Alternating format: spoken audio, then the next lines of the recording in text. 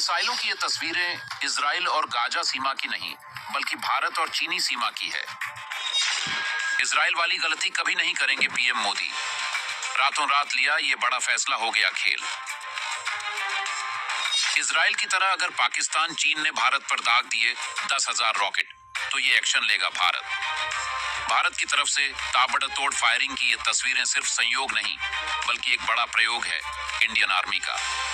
Israel और Hamas जंग के बाद भारत ने एलएसी पर ताबड़तोड़ गोले दागे हैं। इसके अलावा भारत ने पिछले 10 दिनों में 5 बार ब्रह्मोस मिसाइल का परीक्षण भी किया है, जो कि एक बड़ा संकेत है दुश्मनों के लिए।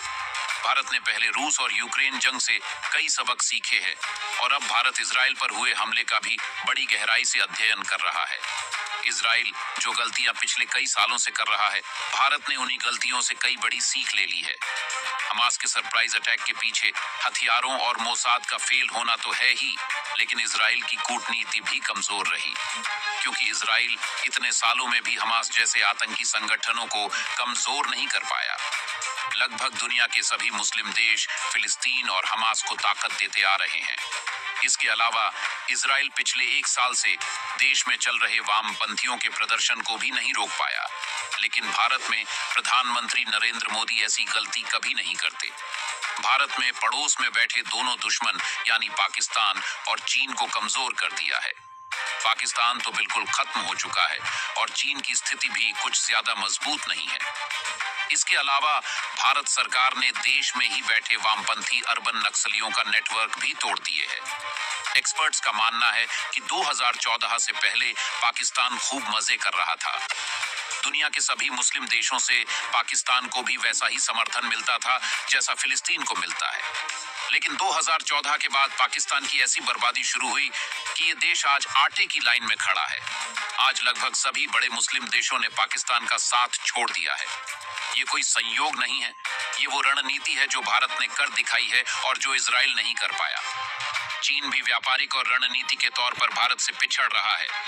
इसका सारा श्रेय भारत की जबरदस्त कूटनीति, रणनीति और मजबूत सैन्य शक्ति को जाता है।